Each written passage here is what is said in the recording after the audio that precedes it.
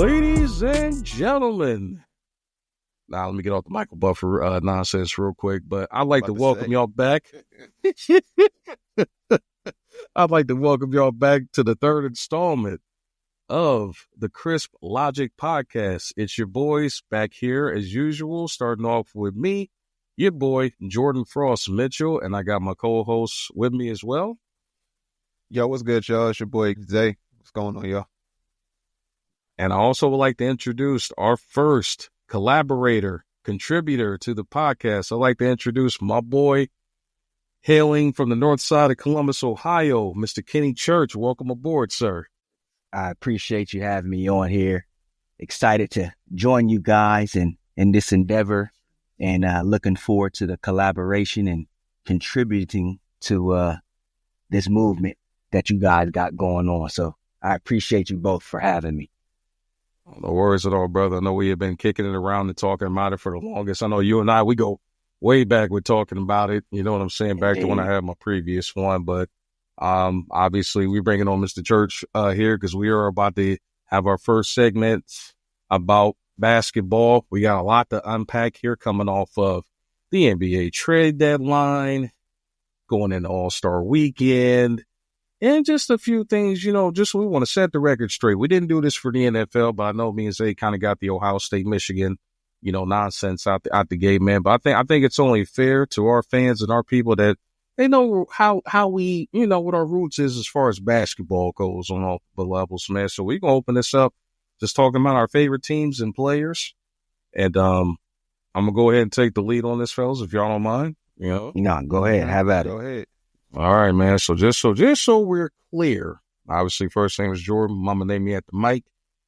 And as a young lad, grew up, you know, being a Bulls fan. And up until my man retired on me in 1993, and I wound up rooting for another young upstart team that I still root for to this day. I, for the record, am an Orlando Magic fan, going all the way back to the Shaq and Penny days.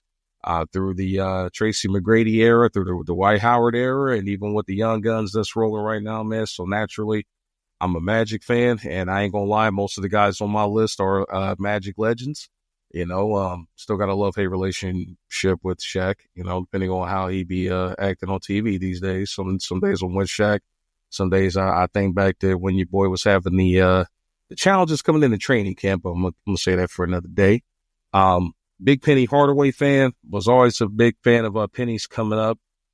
And obviously mentioned Tracy McGrady, arguably, you know, my favorite player. Growing up was I actually did get a chance to watch it when I truly understood the game of basketball. Still also a big Dwight Howard fan, definitely one of the best defensive players ever. So big fan of his. And then outside of Orlando, my favorite guys, I mean, obviously Mike's one of my favorites. I rock with Bron. And a couple other sleeper guys, man. It seems like I got a bad habit of like rooting for guys that are like what ifs. So I'm gonna add my man Brandon Roy to that list as one of my all-time favorites. And yeah, those are some of my favorites, man. Zay, talk to me, man. Who's your favorite squad on the pro level? And talk to me about some of your favorites. Oh yeah, for sure. So you know, Columbus, Ohio born, but my favorite team resides from the West Side. You know, them good old LA Lakers. Laker for life, and I'm not a Bron-led Laker. I'm a Laker through and through. Back from Nick Van Exel, you know, Eddie Jones. Okay. Yeah, I'm just a Laker through and through. So, you know, byproduct of that, Kobe became my guy. So I've been a Kobe guy. That's still my guy, you know, may he rest in peace. That's still my guy to this day. R.I.P. Mamba. You know, he's, for me, not because he's better. He is my number one. But, you know, he's my number one. Growing up, even though I did like L.A., love L.A. still, I was also a big Penny guy. I'll always love the bigger point guards, the bigger guards in the NBA. It's even what I mimic for real when I play 2K. I just like that mode of the bigger guard. So always been like a Penny guy, and you know, keeping up with that trend. It even trends into who my favorite guy is right now, currently playing in the game, which is Shea.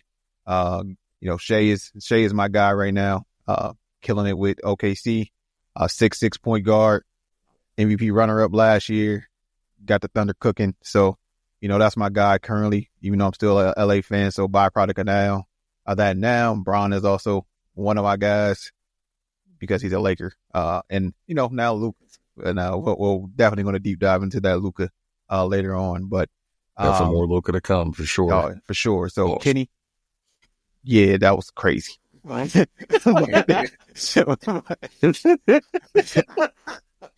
Come on, now. My bad, man. My fault, man. My fault. False start on me, man. My bad, bro. Flag on the play. That's a tech. Yeah. Kenny, get the people your thoughts on your favorite team and your favorite players, past, present, and current. So, Jordan, my friend, I think you outnumbered right now because, like Zay, I am a tried and true Lakers fan. So, born into it. My dad was a Lakers fan, so I kind of just followed him. So just going back to the early days, I'm 40 years old, so I was around and paying attention when, it was Lakers versus Bulls. Didn't know what was going on, but Lakers versus Bulls in the finals. Nick Van Exel, Eldon Campbell, Eddie Jones. I remember a time in the mid 90s, the Worthington Summer League when that was big. Seeing Nick Van Exel playing the Worthington Summer League, so that just told me like, yeah, the Lakers is it. Then they drafted Kobe and got the chance to see Kobe live 4 different times. So that was quite the treat. But still a Lakers fan, gonna always be a Lakers fan. Excited about Luka being there. Some of my favorite players, though, I'm a short guy. I'm 5'6", so I like guard play. In addition to Kobe being my favorite, Gary Payton, Tim Hardaway, Damon Stoudemire, some of my favorite players, KG, Jesus Shuttlesworth himself, Ray Allen, Penny Hardaway, more specifically, Lil Penny, watching the Lil Penny. Tyron Banks, stop the car. That was Tyron Banks, So those are some of my favorites of all time. And if I'm thinking current NBA, the game's changed a lot, but, so what I really look for is attitude and just, grit, steel guard play. So my favorite player right now, honestly, is Damian Lillard. Still he's my favorite. Dame time. Jalen Brunson I like a lot. Just slow, methodical, just got a great game, great pace to him. I like watching Anthony Edwards. He's exciting to me. The energy that he brings, the tenacity that he plays with. So that's where I'm at right now, man. Those are the people I like to pay attention to right now. So that's where I'm at with the current crop of players and who I consider my favorites currently. Real quick, Kenny, since you a guy of Brunson and you said his pace, is it because it's real 1995 ball type, back to the basket? I'm 6'2" and I'm going to put you in the post. I'm going to put the baby on my hip. Is that way you like his game? Okay, bro. Yep. It's 90s all day. Put the baby on the hip. I got a couple, so I know what it's like. That's what I used to do back in my day. Put the babies on the hip, but now, but yeah. Ain't nothing wrong with that. He a mid-range assassin too, so he's very crazy. 90s basketball, so I get it. In the perfect place too, New York. Yep. Mecca. No doubt. I can appreciate, the Laker connection y'all got going on over here, man. But I owe apology to the people. I forgot to even talk about my current guys. But before that, got to add another legend to my list, man. I was a real big Kevin Garnett fan until he went to Boston. I was not a big fan of Hey, Lord. Boston. Hey, Lord. I mean, I was happy to see him get his ring and all. I just wish it would have been with another franchise, but big KG fan. And then also going back to current, I'm also a big SGA fan too, Zay. I definitely rock with what he has done I'm all about work ethic, man. And guys that like, you know what I'm saying, are just no nonsense or about like being committed and accepting the challenge of being a leader, man. That kid's cut different, bro. He is truly cut different, man. That even goes back to his days in high school and college, man. Just not being like a highly heralded recruit, man. But that dude's the definition of work ethic, man. So I'm happy to see him rocking and leading the Thunder, and I definitely expect him to take off and do some bigger things this year. But back to y'all's Laker connection real quick, man. I just want to clarify, man. I got a bit of a love-hate relationship with the Lakers. No offense to you fellas and those out there as well, man. Y'all stole one of my childhood heroes away from me, man, as a kid, which indirectly made me hate the late great Kobe Bryant, man. But y'all took Shaq away from us.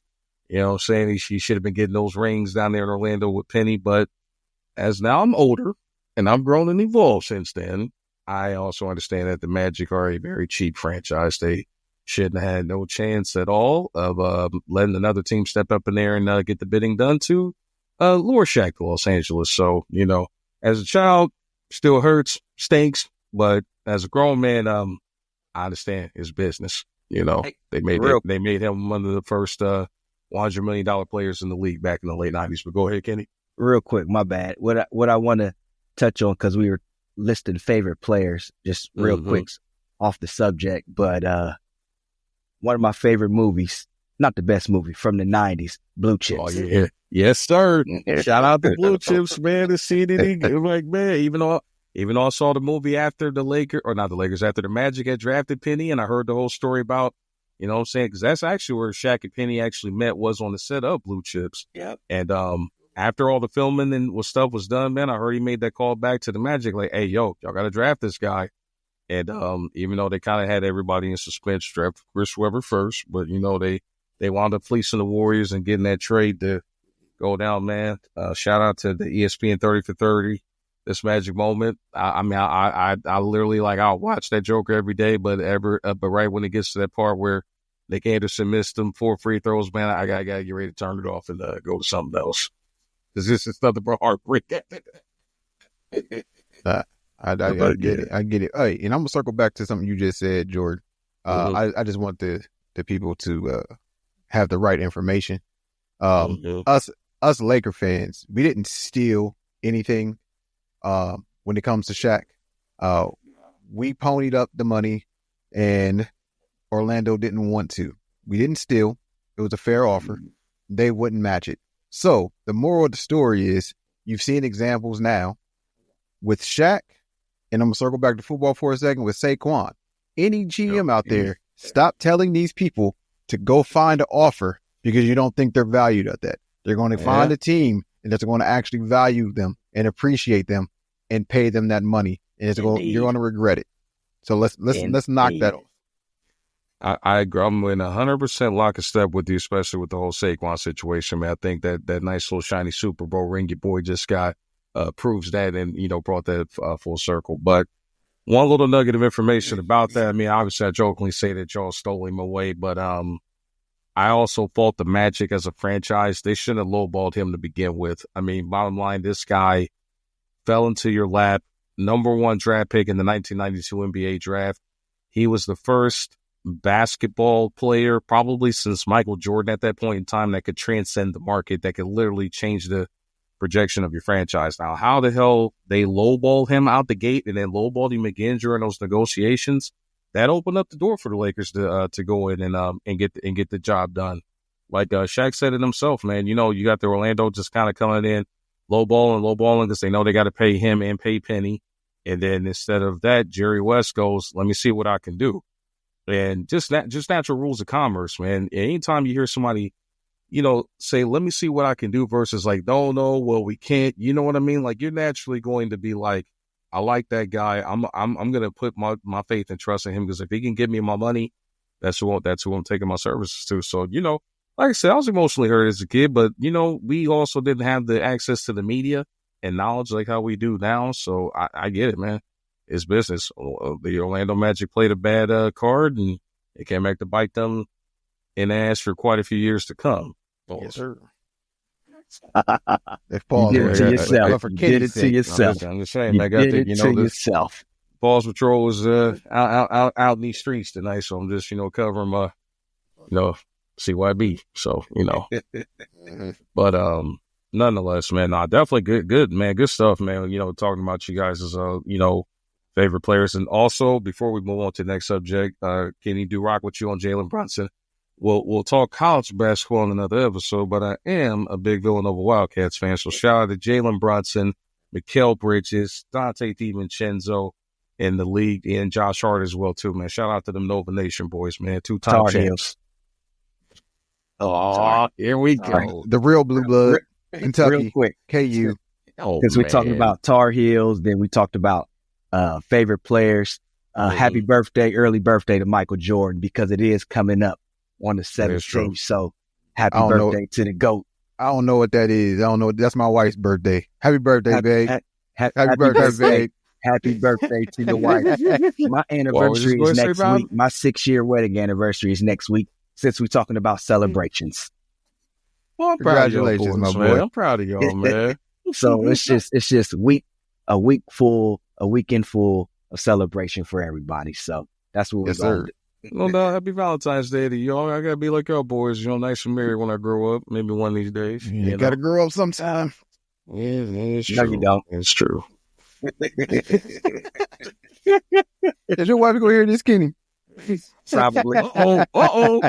I'm not speaking for me. I'm just saying that to Jordan. I'm not. Nah, brother. As the name goes, Frost, keep them on ice for a little bit. Yeah, brother. We're just gonna table that conversation for another day. Again, I'm gonna be like y'all one of these days and get, growing up and live happily ever after with families and all that one of these days. But another conversation for another day. But nonetheless, man, definitely good dialogue so far, man, about ball, man. I'm excited because that's gonna segue us into the real big elephant in the room. Even though today's Valentine's Day, and even though the All-Star Weekend also typically coincides with Valentine's Day, that also means that we are recently removed from, at least for us, basketball junkies, one of the biggest moments in the season. You know what I mean? The NBA trade deadline seems to, in most cases, never disappoint. But we got a lot to unpack from this deadline, man. A lot of power shifting moves. A lot of good moves to salvage, the remaining careers for some people. And also some key moves for the future, man. But we're going to get right into the trade deadline aftermath. Obviously, a lot of big deals went down. And there was also a lot of supplemental deals that went down. But we're going to focus on the big three that really kind of rocked and shocked the market. We're going to go right to it, man. Fellas, let's hear it. And Kenny, I'm going to toss this one to you first, man. What were your thoughts on the trade of De'Aaron Fox being packaged up to go to the San Antonio Spurs, and now a new, nice, dynamic duo with the Fox and Wemby down there? What's your thoughts on that? Well, the biggest takeaway for me was how did San Antonio do it without having to give up Castle or Vassell? That was the biggest thing, because immediately when trade talk started happening, I was like, if they get in Fox, they're going to have to give up one of those young guys. But for them not to do it, not have to, I think that that was top tier, top notch. So good job by the Spurs front office. Obviously, they had to, get a couple other teams involved to facilitate that completely.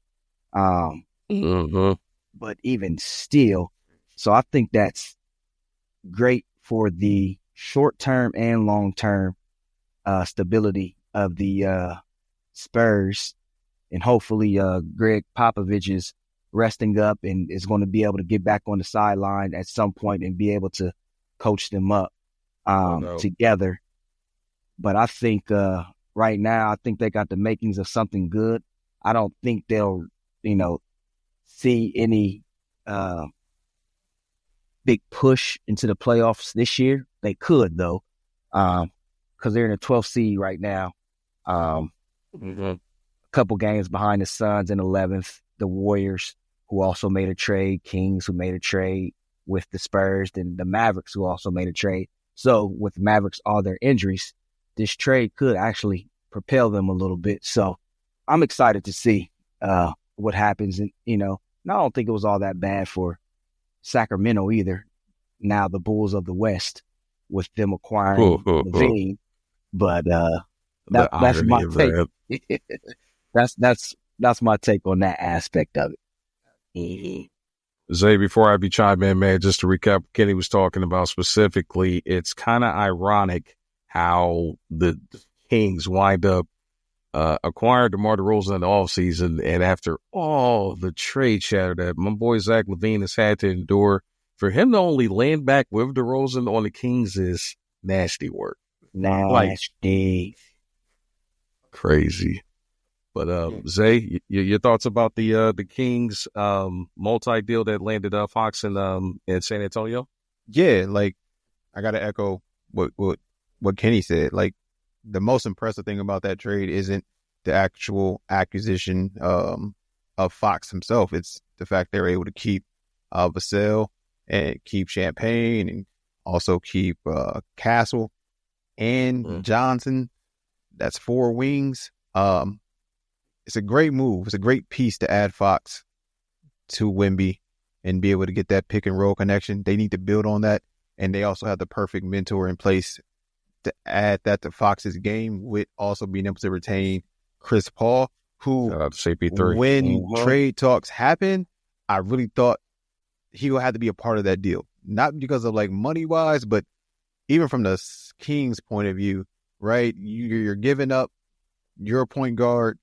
They have Malik Monk, who is really a combo guard, really a 2 guard.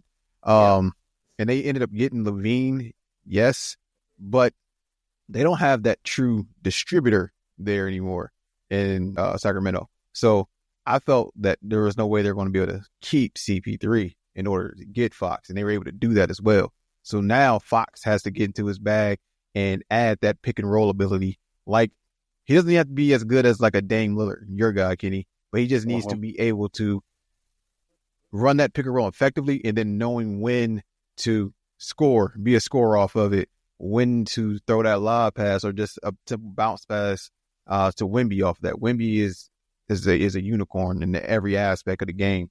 Like, he's the future there, and he also has to understand that this isn't his team. Now that he's in San Antonio. Fox, I'm referencing. Like, this isn't his team. He's the second option now. So he has to also get comfortable with that and embrace that role and embrace that Robin role. But I think it was a great trade in both sides at the end of the day because of what the Kings also did get, with LaVine. LaVine is a great scorer, dynamic athlete. I don't think him and DeRozan was the issue of the Bulls East. Now that they're the Bulls West, I don't think they were the issue. I don't think they were the issue.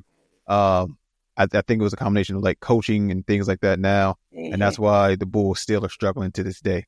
But long term, you can't keep them together out in Sacramento.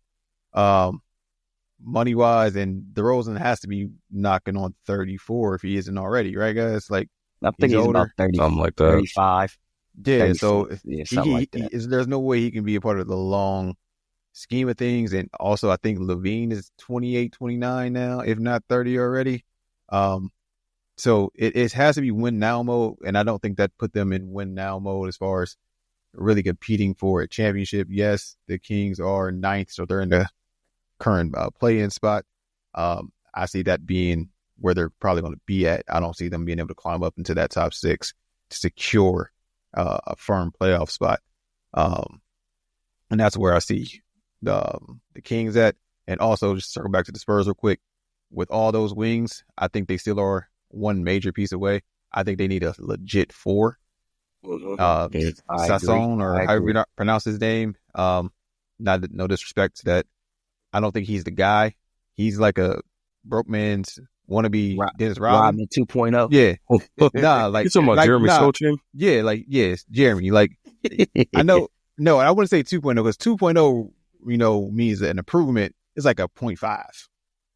That's actually, I'd like to think of Draymond Green more as an upgrade or a Rodman 2.0, but Yeah, I would call him an upgrade because he ain't averaging 16 boards. True. Yeah, Like true. he ain't upgraded. He ain't upgraded in He's this definitely now. got to upgrade. No. So I, for lack of a better word. yeah, yeah. Like I don't even know if his hair coloring better. You know what I mean? Like He got the number 10 though. He got number 10. Yeah, he's trying to embody it. He's trying to embody it. And I ain't mad at it. But yeah, I think they need to. I'm not saying they need to trade him. I think he's a great piece to keep. But I think either Vassell or Castle is going to eventually have to go to get a true four. And I think that puts them in position to get that going into the offseason. So, what's your thoughts on it, Frost? Definitely kind of echoing back to what you guys are saying. I'm a real big fan of Fox, Lantern, and San Antonio. That just creates such a very unique dynamic for the long haul. I mean, obviously Fox has still got quite a few years ahead of him. I don't even think we've seen Victor Wembanyama's best days yet, even though what he has done so far has been nothing short of miraculous and just still even looks illegal. Like, I swear, he still looks like he was like a super soldier experiment, man. It just landing on the court and can do it all, bro. Like, I mean, I'm used to guys being 7'4", 7'5", looking like Yao Ming at best, man. Big, slow, good touch, but like, it just doesn't make sense with the way that Wemby can move on the court, bro. Like, but then going back to the trade itself, no, Fox is just one heck of an upgrade. I don't know where that really went wrong for the Kings. I mean, just a few years ago, they were a legit like playoff like threat. That was a young, scrappy team that, well coached by Mike Brown, but it's like fast forward 2 years later, they're not in contention. Mike Brown, is out. The addition of DeMar DeRozan really kind of clearly disrupted their chemistry and further shrunk the floor for a team that was not that great from beyond the arc at that point in time. It's just, I think it needed to happen because it's like you got to get something back for a guy that, you're not going to be able to keep there for the long haul or could potentially go nuclear like one of our upcoming reference points will be in our next part of this discussion.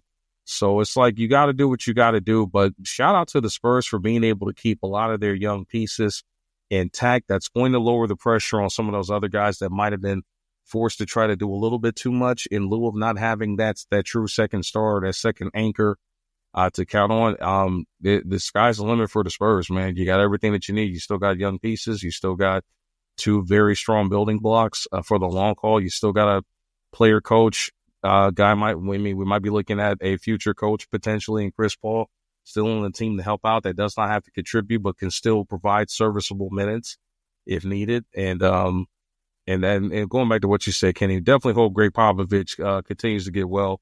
Definitely miss seeing one of the greatest coaches ever in the game, man, not being there. So the Spurs definitely have, for their local fan base, it's great. And it's going to be even better to now watch them again on live TV because they're going to have some nationwide games coming next season, right? Oh, yeah, definitely. I'll be in San Antonio in 2 weeks, matter of fact. Is that right? Yeah, buddy. That's what's up, man. That is what's up. So, yeah, no, definitely lot to unpack with the Spurs Kings / Chicago deal. A lot of pieces got shuffled around, but I think it only gets more interesting from here. Moving on to the Golden State Miami Heat trade, and this one, let's just say after some deals not getting done, a few like pieces getting offered, and some people saying, no, I'm not, I ain't trying to go here, I ain't trying to get moved. Why am I even being thrown in the conversation to begin with? Zay, I'm going to have you open the floor on this one. What are your thoughts about the trade that ultimately shipped out some of the pieces that were out there welcoming Golden State, like Andrew Wiggins and company, heading to Miami, and ultimately the big fish, Jimmy Butler, landed with the Golden State Warriors? What are your thoughts? Yeah, I think it ended up being a good deal for both parties. The reason why I think people have forgotten because of, I'm not gonna say antics. I don't like to use antics in this situation with Jimmy and the Heat. I actually think it was a battle of egos between him and Pat, more than just like antics. But it's something that needed to be done, and I think they both are going to make out well with the trade.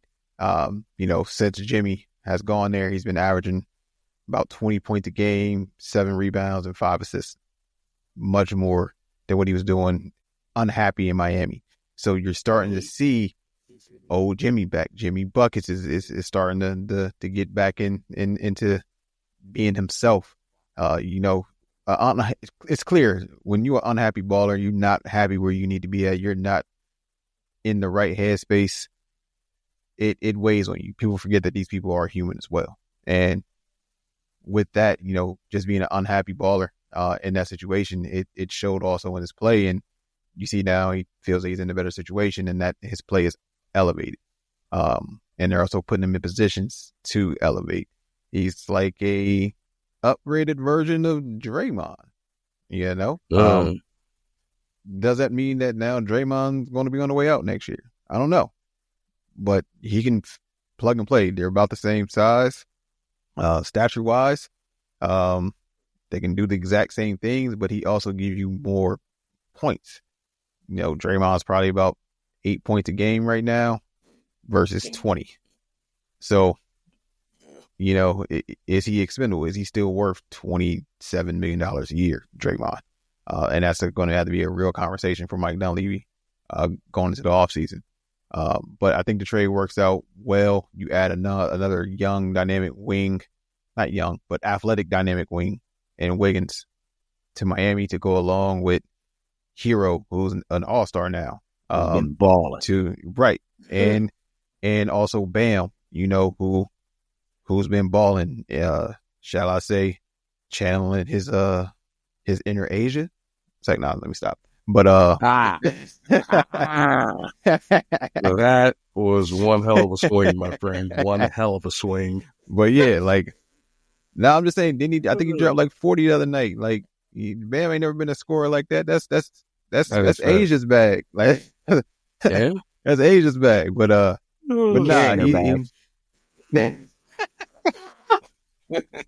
okay.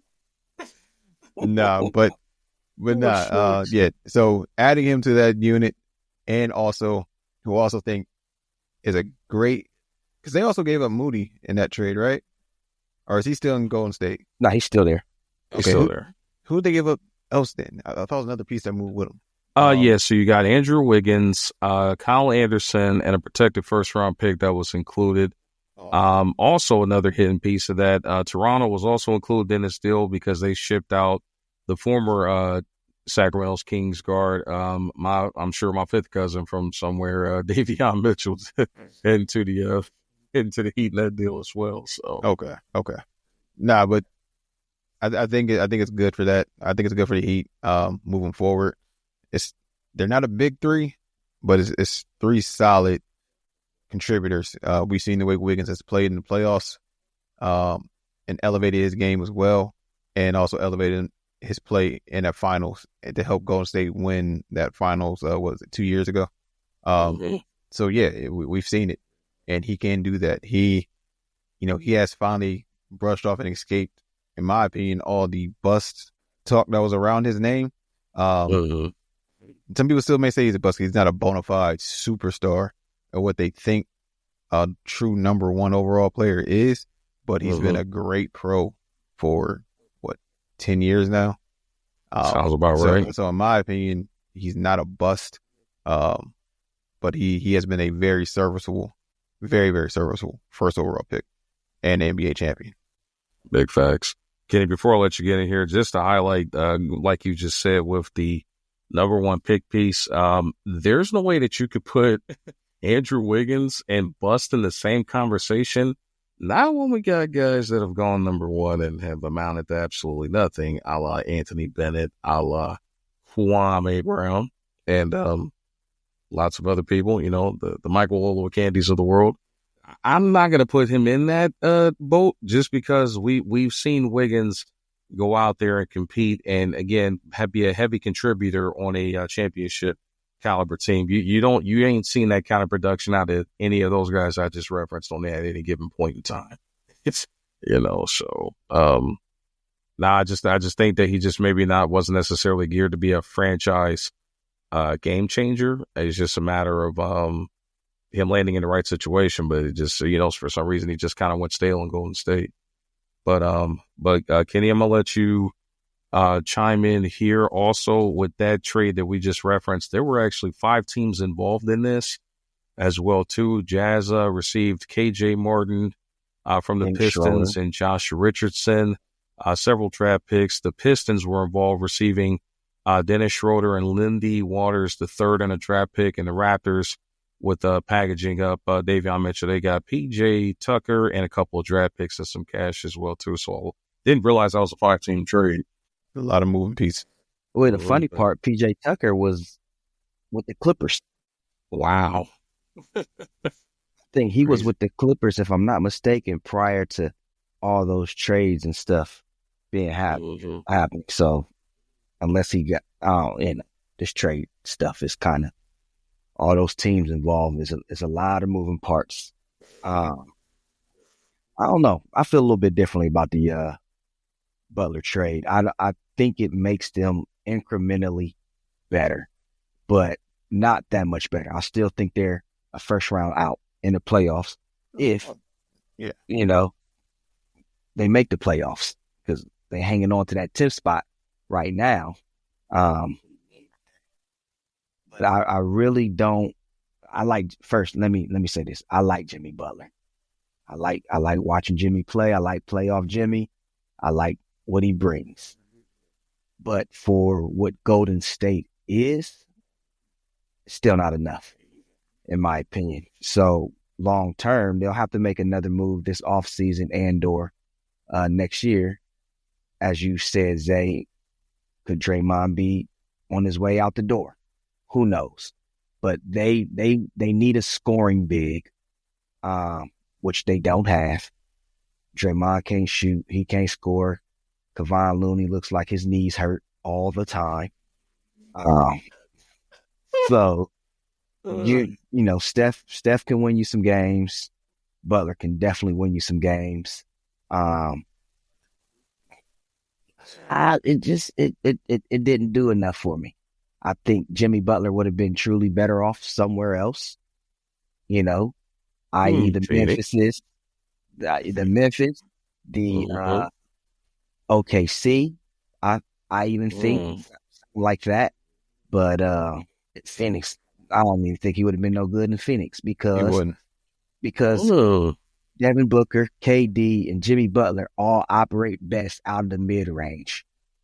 Now we know Devin Booker can shoot. There. We know Booker and Kevin Durant can both shoot.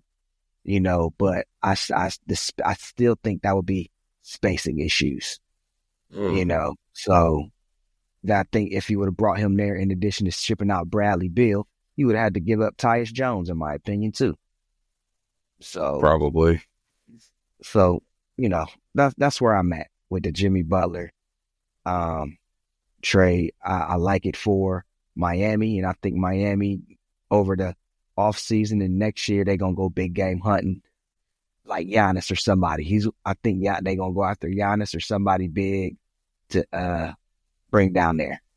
So I got you, man. I'm kind of torn on this one, fellas. I'm not gonna lie to you.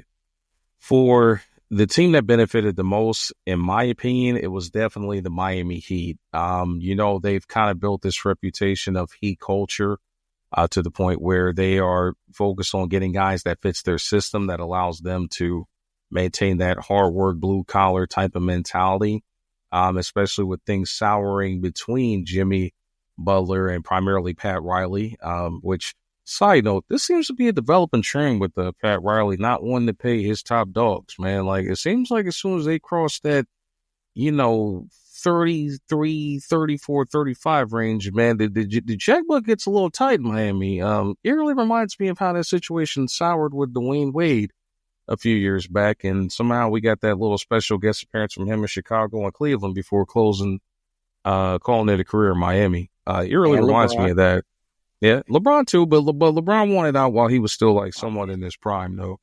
I think it just reminds me of how, with everything that like Dwayne Wade did for the franchise, like how that kind of really just like did not sit well. It's like, you're supposed to take care of your legends. I kind of view the Heat should have taken care of D Wade financially, kind of like how the Lakers took care of Kobe. Yes, that did provide some lackluster basketball towards the back end of his career, and financially, it may not have been the most savvy move. But at the end of the day, you got to take care of guys that have laid it out on the line for your franchise, and like, you know, especially never made no excuses and giving you everything that they got.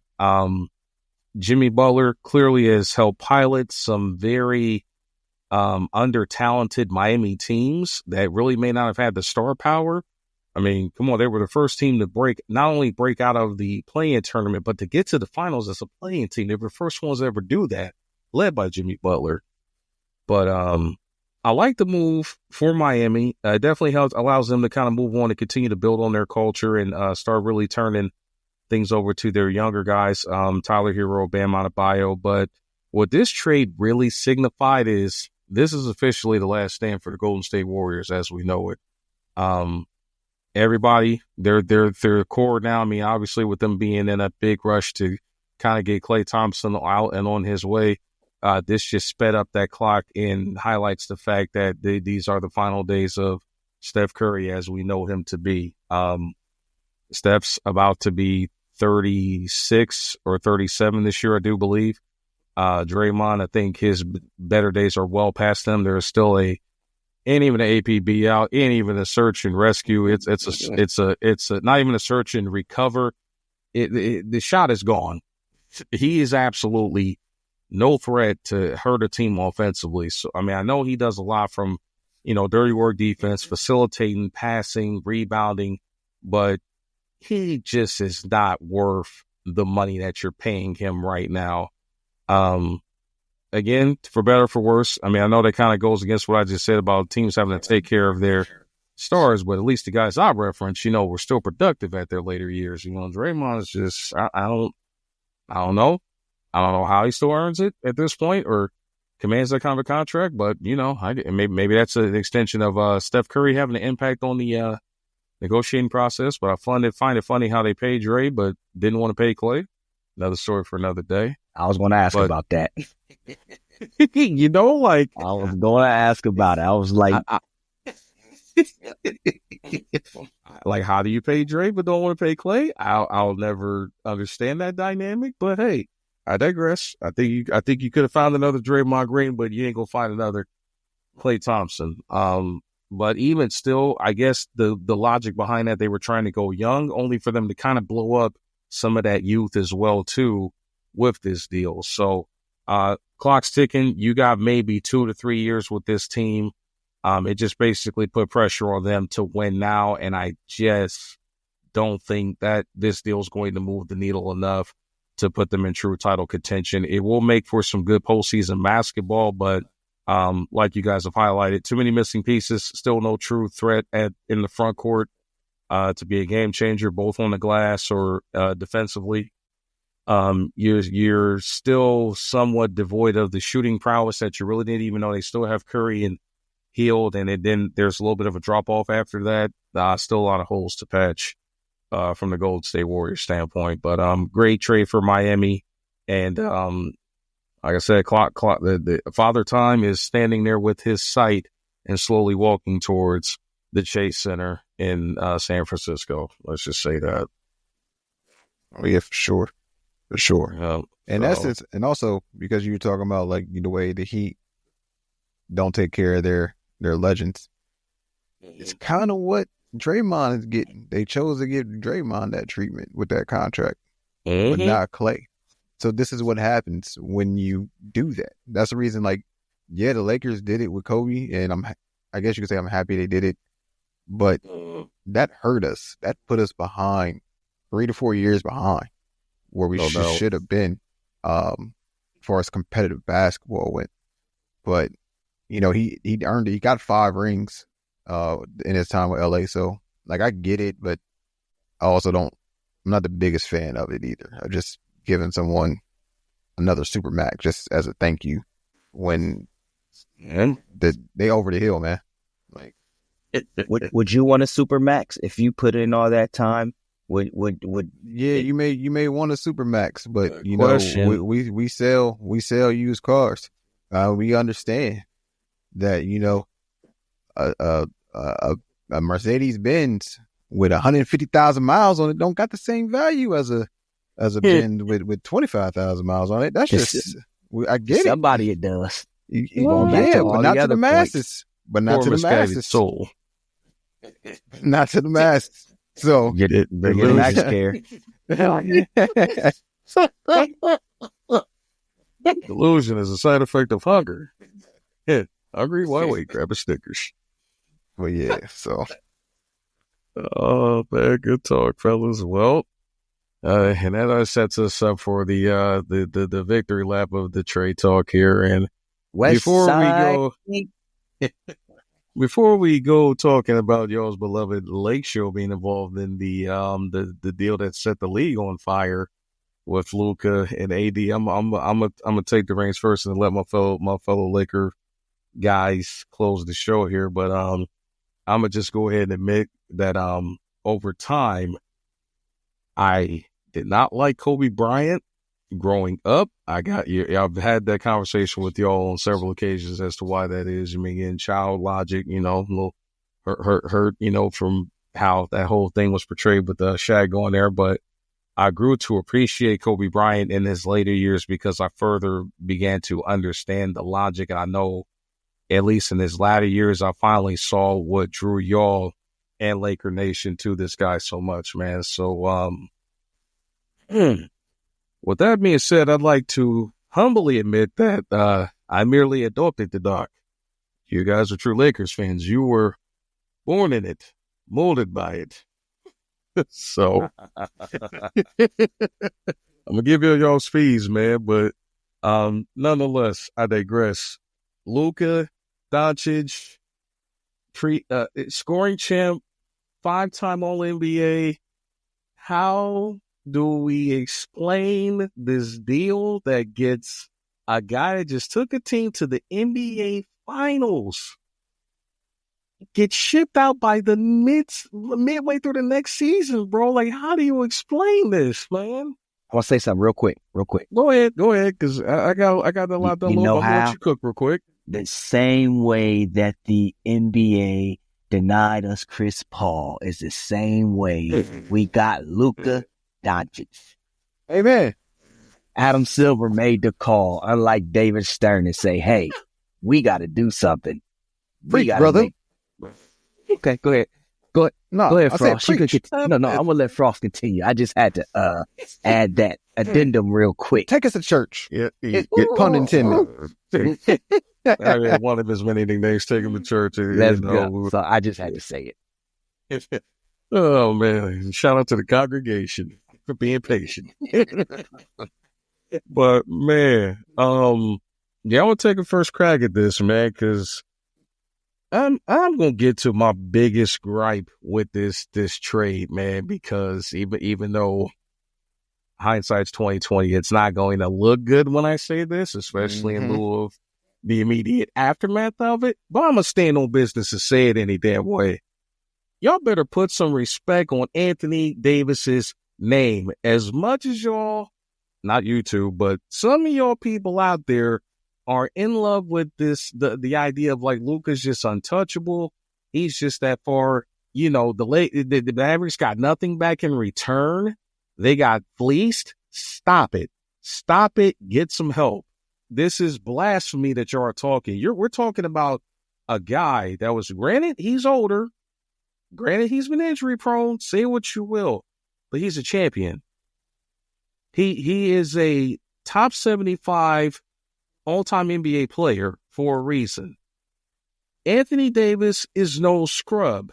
I'm not saying that he may have been an equal in value at this moment in time, but the guy's a walking double-double, still a monster on defense, still arguably one of the best bigs in the league, depending on if you want to go with Captain Triple-Double, the Joker. But I would gladly take Anthony Davis right now ahead of a Joel Embiid if we're talking bigs. Neither can stay healthy. Right.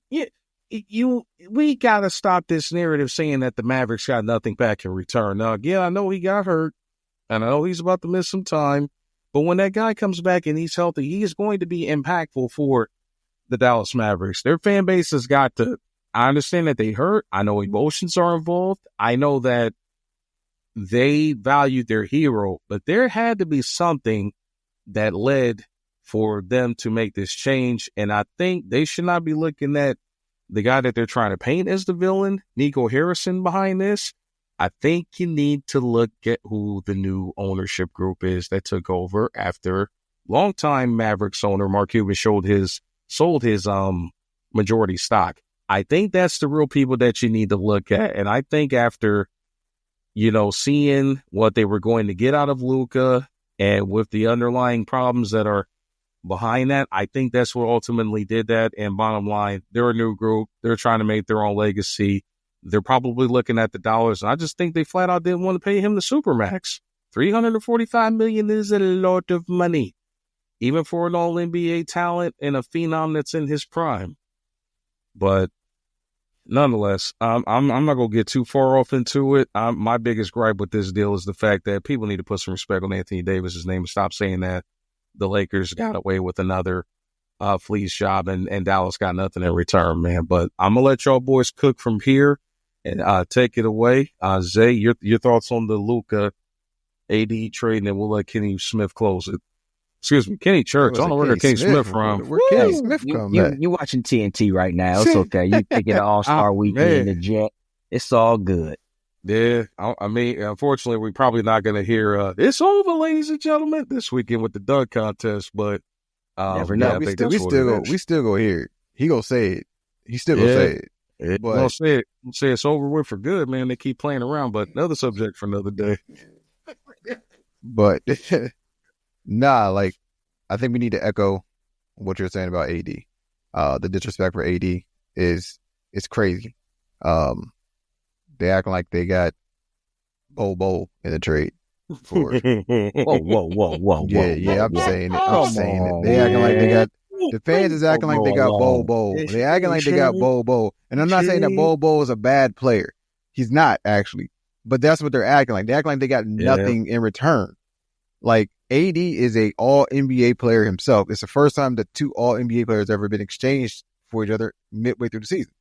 Like this trade is historic for a multitude of reasons. We know now that he's hurt, which is crazy because for the most part, for the past year and a half, AD has been relatively healthy. No significant time has been missed like all of last year, and then the tail end of the year before that. So he was trending in the right direction. And the fact that the way he opened up his debut, 24 points, 12 rebounds, 4 assists, 3 blocks in the first half, like he was cooking with fish grease, like cooking. Yeah. Like, so you've seen what he can possibly give that organization just in the first 24 minutes that he had a Mavericks jersey on. So we've seen it. So we have to stop acting like they didn't get anything in return. Now, was it of equal value? No. Like Luka is Luka, but they got something in return. They got an all NBA player in return, and it actually fits what they're trying to build there better short term, not long term, short term. Yes, they just were in the finals last year, and then they lack defense. So yeah, you gave up a little bit of offense. And what I mean by that, Luka averages 30 and AD averages 26. So you give up 4 points, but you add a top 3 rim protector into the fold. Kyrie can make up those 4 points. Like, that's very possible now that he had the ball more. So I understood the move, even basketball logic wise.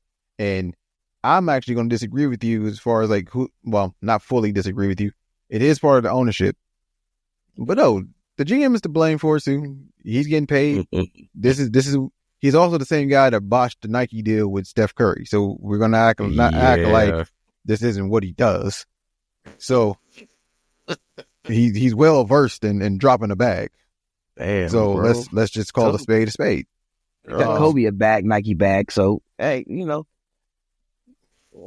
him from Adidas, but he dropped Curry. but he fumbled Curry.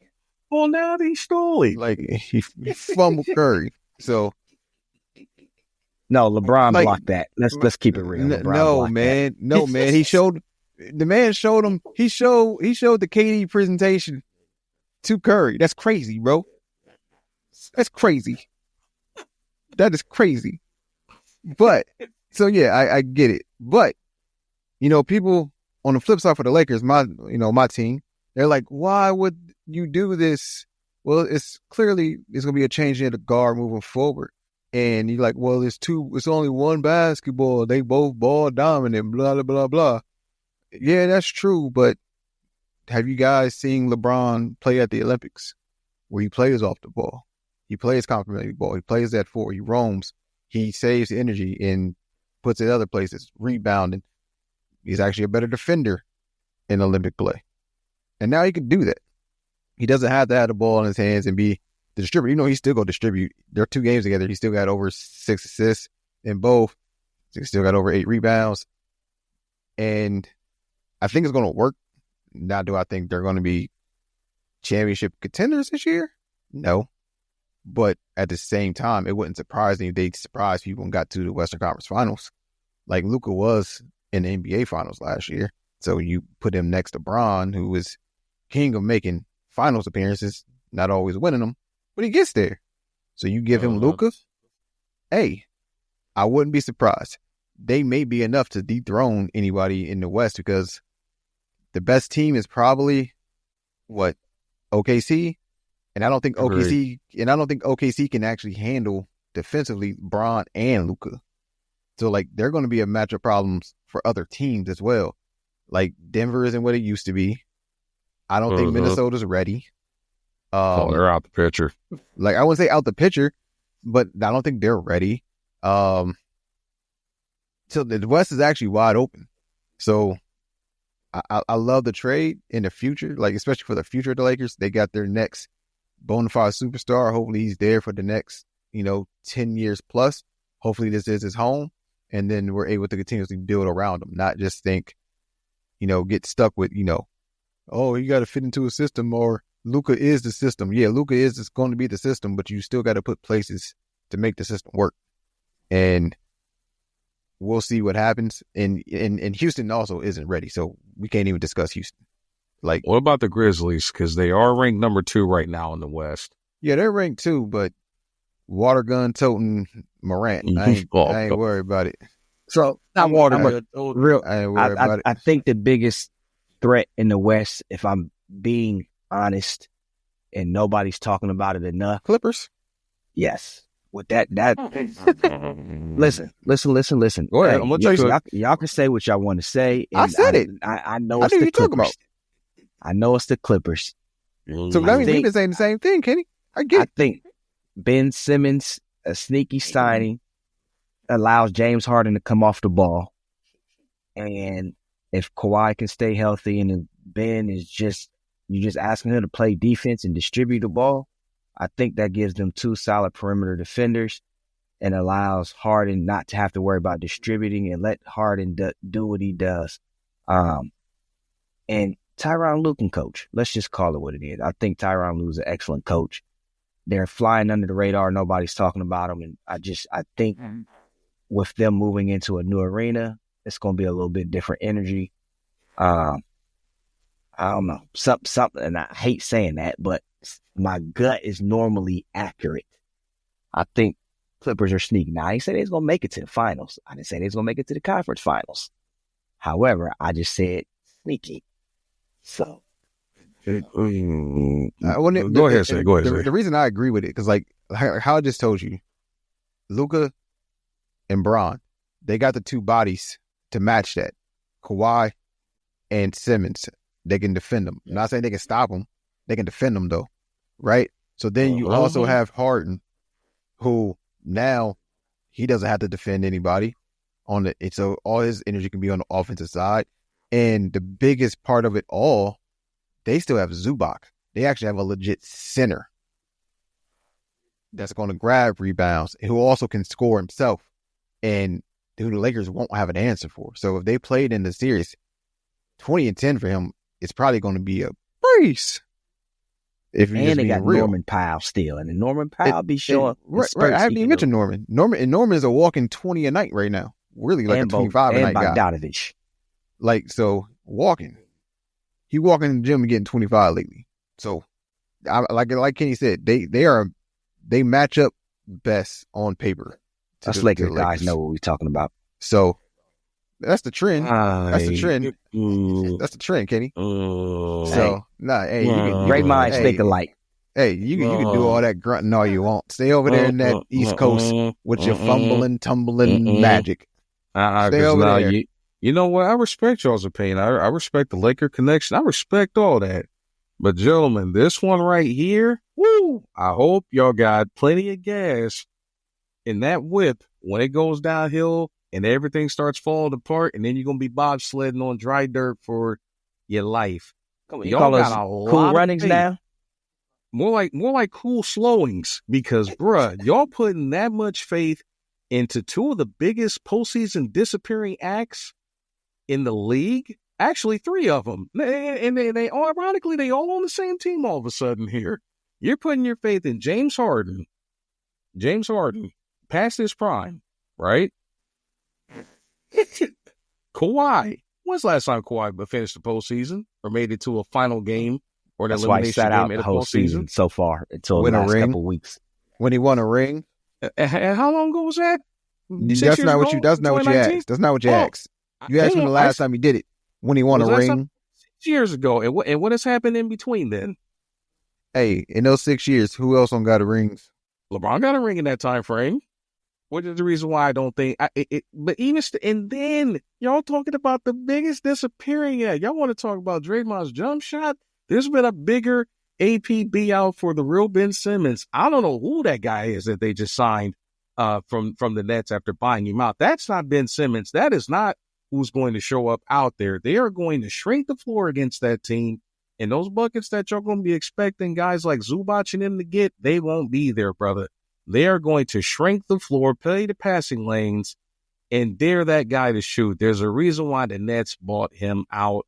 I have officially sold all my stock in Ben Simmons. I don't know how the hell he even fleeced or hoodwinked, bamboozled somebody into giving him another contract. I don't see it. Yes, I know he's hovering around 6'6", and I don't even want to say it a third time, but I know he's hovering around a couple sixes in his averages or whatnot. But brothers, we got to be honest here. The Ben Simmons impact factor is gone, obsolete. He is worthless. Do you think there's 150 better players in the NBA than Ben Simmons? I think there might be 150 players outside of the NBA that might be better than Ben Simmons. So you don't think the 12-8-6 debut was a legit debut? What was that, kid, bro? You don't think the 12-8-6 was a legit debut for him of what he can do? Unsustainable. And I would love to circle back to this conversation at the end of the season to see if he's still averaging 10 points a game.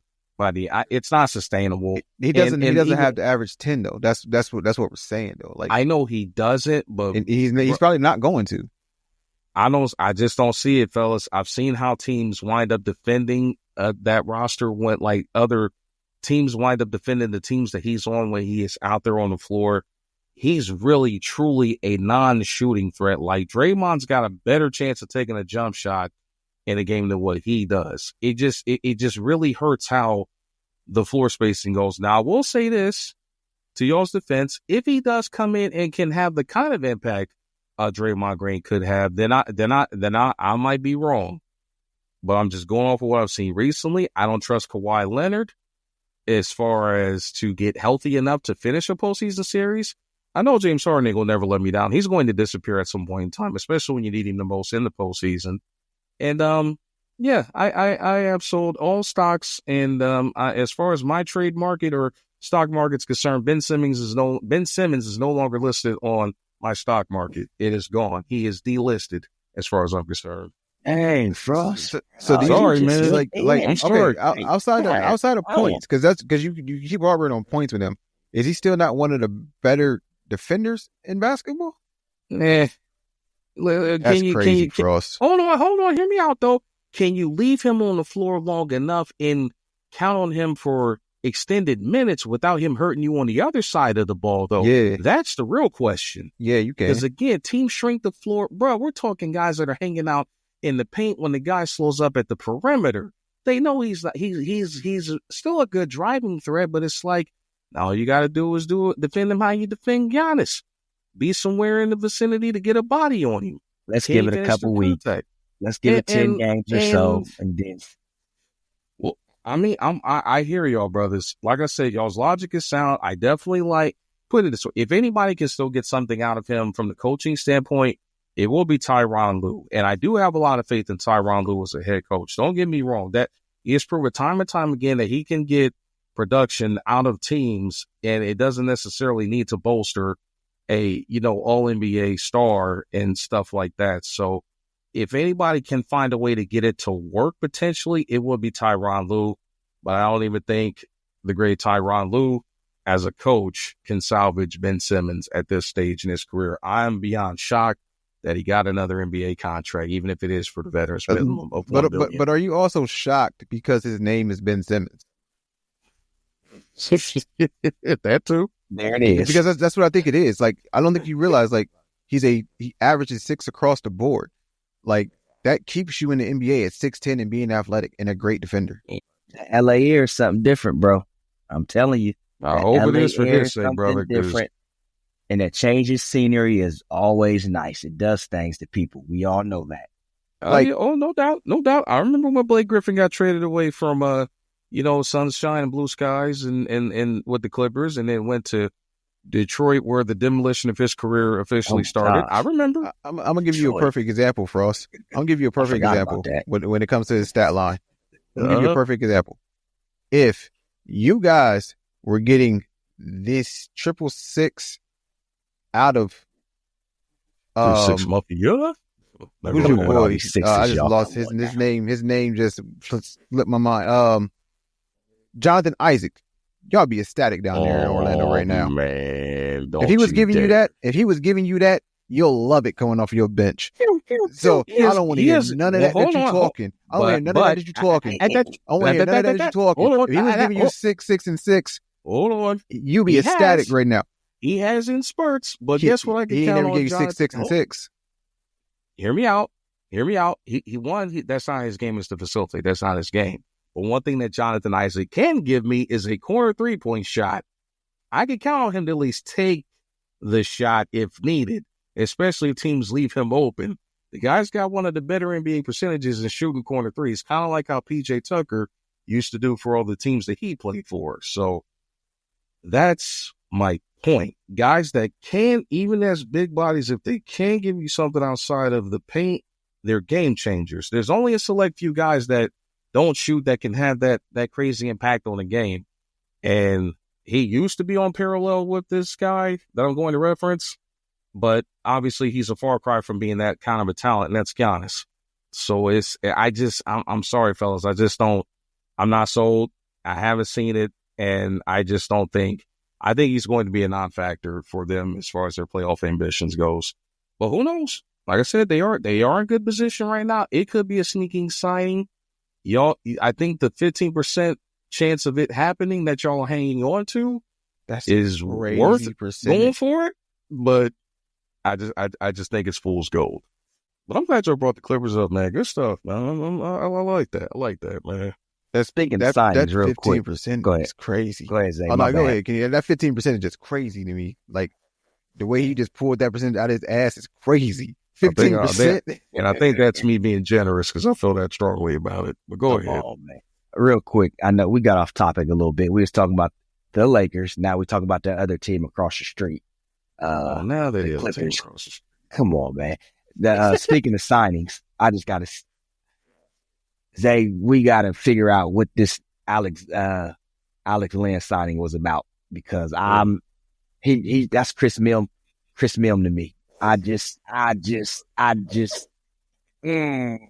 not okay. I know we needed a body, but no, that's what it was. That's like, we had to go get a big body because we got hoodwinked with the Hornets, but them they're not disclosing Williams' true health status. So we had to go get a body.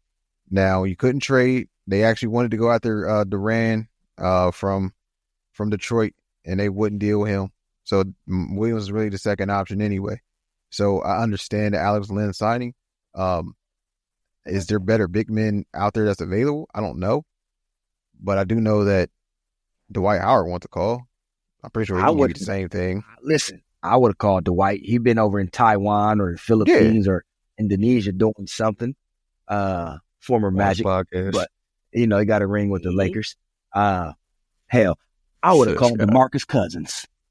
Cousins done, bro. Like I get what you're saying, but I don't even think he won a ball no more. I think he's well with his playing days not being. I mean, I get it. He got blackballed out the league, but anyways, another subject. Mm-hmm. But no, I agree. Like it might be a good subject. Like you can. I agree with Kenny. Like you can literally, if you on the NBA court, I can trip and fall and average a damn rebound a game. And that's what Lynn is doing at 7-1. You can trip and fall into a one rebound average. Like if you 7-1. So that's just crazy to me, man. But we'll see. I think JJ Redick is doing a hell of a job over there, honestly. Doing better than what I expected. So I think he'll come up with something. I just think they just needed a body. But body for body. Yeah, like to circle back, just to keep it, real in. What is your full thoughts on the AD and Luka trade? Short term, long term, I thought it was both good. Obviously, he had his debut, played a couple games. He hadn't played in 7 weeks, so he's not in basketball shape, if you ask me. I like it if Pelinka could properly build around him. See what worked well in Dallas, athletic bigs, but I think you need some solid defenders around him. Yes, we got Dorian Finney-Smith. He's a little bit older. So long term, we need to add some pieces. We need to do some shuffling. I think once LeBron comes off the books, we'll be able to do that a little bit more because I think Pelinka is actually smart and can do it. But like every team, they're kind of hindered with LeBron's presence and what you can really bring around. So I'm excited for that, for the future.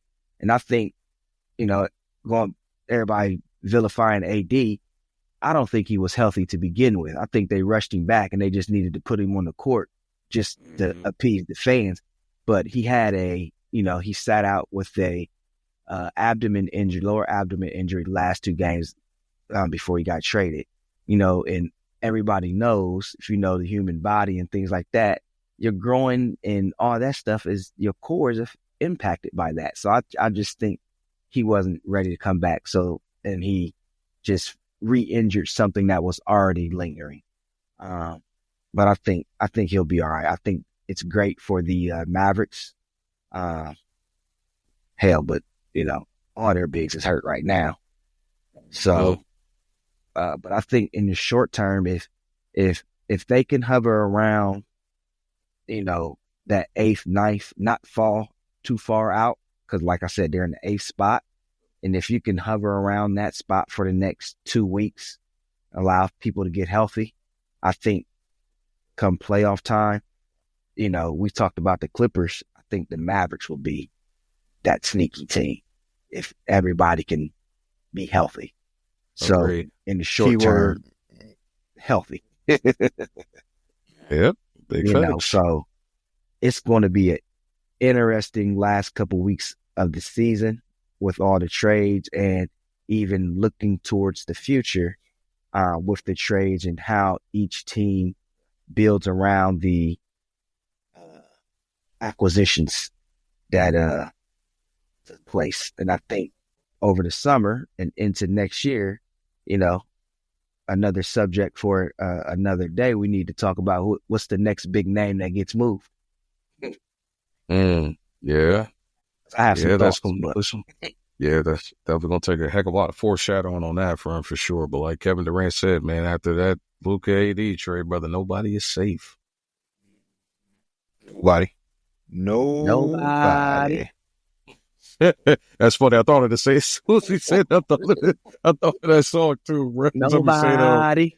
Oh, I can say it real, on 2K2 all the real, time. real, Go ahead, real, Zay. real Who quick, can real trade quick. you like And me?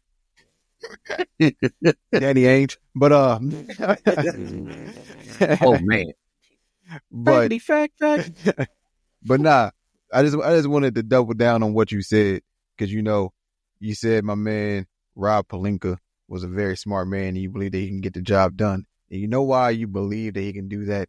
Because he's a damn Michigan man. That's why. Come on, man. That's Listen, why. Oh, listen. I man. told you I guys know the y'all- first pod. Listen, It Real, always bruh. goes back to the listen. blue. It always Come on. comes back to the Come blue. on. Let's That's leave That's them why. out of that. That's this guy. why. Let's leave them out of that. Yeah, let's hail Why. let's hail the bench when we're behind the Fab Five. But sure, let's do that. Hey, why not? Hail to the victors. Well, Now listen, God. Michigan. Now I will say this, because I'm not a hater, because I got some young ones coming up in high school, and so if they said they wanted to go to Michigan, so be it. Because facts are the facts. It is one of the top institutions in the United America. States as far as getting an education. So I will give them that. But the city of Ann Arbor, the state of Michigan, the city of Detroit, and so forth, not a fan of. But yeah, There we go. That's perfectly fine because we vacation here every other November. It's cool. hey, Oh, Hey. next November can't get here fast enough. what have you done for me lately? This year, them Buckeyes got that ring. Yes, Michigan got it this season ago, but ain't nobody even talking about that no more. So You just talked about it. Thank you. Old playoff format, first champion of the multi-team yeah, format. no, y'all had to steal expansion of signs 12, to get that championship. Kenny, you're a Take a- football guy. Took a page out of Bill Kenny- Belichick, Spygate. Kenny, you're a Oh, football sorry. guy. Yeah, Bill Belichick. Kenny, you're a football guy, and so is Jordan. We all know that shit ain't cheating. They already got the signs anyway. It has to be sent by the universities. What are we talking about? We all know this.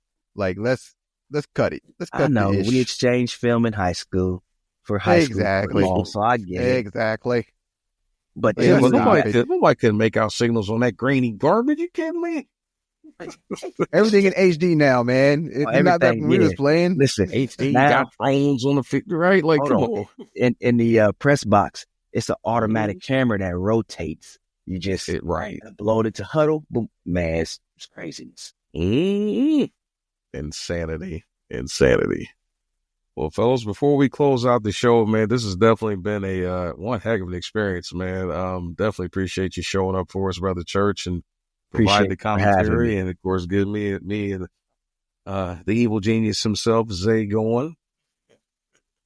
But before we close this out, man, obviously we are going to the NBA All-Star Weekend, and just to let y'all know, we will be circling back on a recap of the All-Star Weekend and also for some more special content next week here. But fellas, anything you excited about this weekend? And I know it ain't the new format that they're going to or the dunk contest, I would hope. Like, I don't even know where to start with the format. Like, at this point, they just trying ish. Like, it don't work. I'm not saying to cancel the All-Star game, but like, it's just not entertaining. Like, the fact that, they doing the 4-team little play-in thing, and that way I just seen it play out while watching the Rising Stars, it's going to be boring. And the fact that they're going to have this team here play an all-star team tomorrow is crazy. Absolutely crazy. Like, well, not tomorrow, but Sunday. Sorry. When they refresh Sunday, that's going to be crazy. Like, they are not going to be able to compete with the NBA all-star team, this Rising Star group. Mm-hmm. Yeah, I don't like the format at all. Dunk contest. Superstars need to stop worrying about their brand and worried about being too sensitive to take a L. Get out there, be creative, and put a show on for your fans. Like, it's a fan appreciation week. That's what All-Star Week is. And it needs to be given back to the fans. And they just not doing it. Like, growing up, in our heyday. It was Kobe in it. Vince was in it. Jordan was in it. Everybody took their chance, even if they only did it once. Like, all-stars did it. Like, we need ants of the world to be in a dunk contest. Like, we need everybody in it, and it has to happen. Like, All-Star Weekend is a celebration, like I said, of the fans. And you got the people that's coming out spending their hard-earned money to fly down to wherever the city is at, partake, spend the super inflated prices on top of the already inflated NBA ticket prices to see you guys, and y'all guys want to go out there and just make a laughing stock out of it. Like, it's disrespectful to the fans. Like, put a show on for them. For us, like, we the reason y'all making $350 million.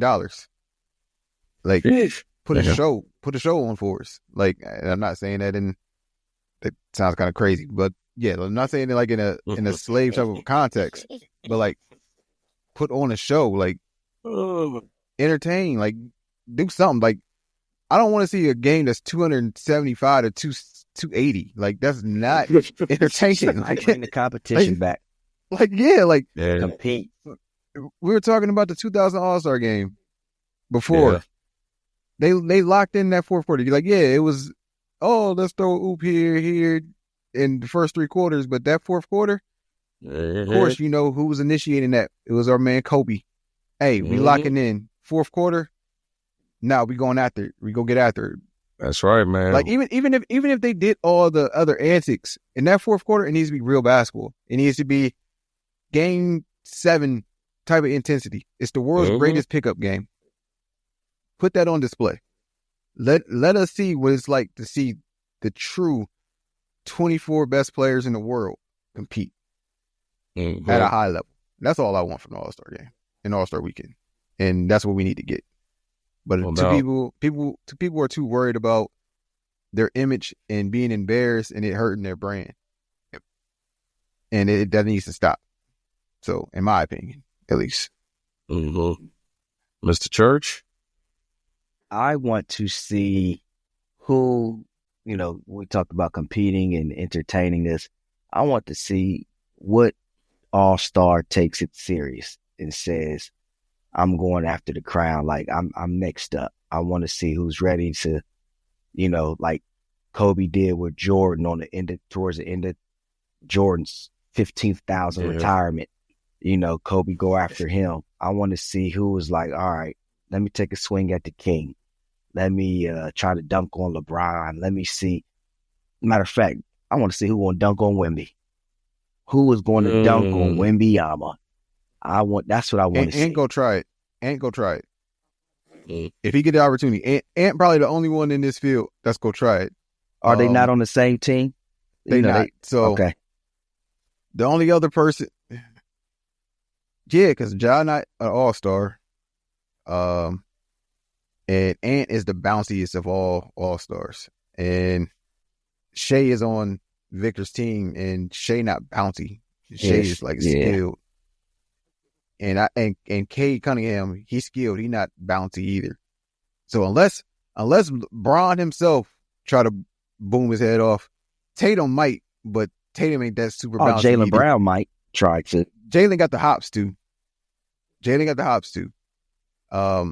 The only other one, actually, I need to see who's Donovan on that Mitchell. Team. Donovan's on his team. Okay. I need to look and see who was on the Rising Stars team that just won, because they're going to play Wemby's team first.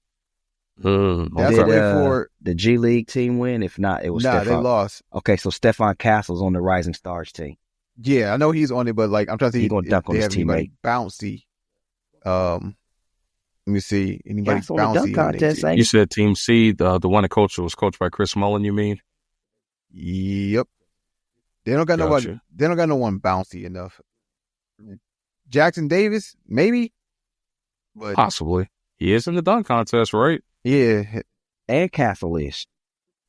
I got you. It'd be interesting to see, but I will say, for me, fellas, I think the one thing that's got to change with this, the All-Star game results has to mean something. It's got to be something that is worth of value. And I think the NBA's got the answer right in front of them if they can find a way to make it work for All-Star Weekend. There has to be some sort of incentive, kind of like how it is recently with the success of the NBA Cup. I think if they incorporate something along those lines, or even, advantage in the finals, to whoever wins or that's got the conference alignment, if they can figure out something along those lines, I think that can restore some pride to the All-Star Weekend instead of going like with this tournament stuff. And who knows, there may be something that is good that comes out of this tournament format this weekend, but I do know it's going to be interesting to see how it all unfolds for certain. They got a lot of new moving parts that we're going to see Sunday night with that. But back to Zay's point, they definitely need to. Some of these guys just got to stop with like brand protection and not trying to get embarrassed or worry about getting hurt. Man, we need some dogs back in this dog contest. I'm trying to take it back to 2016. You know what I'm saying? Aaron Gordon and Zach LaVine going at it.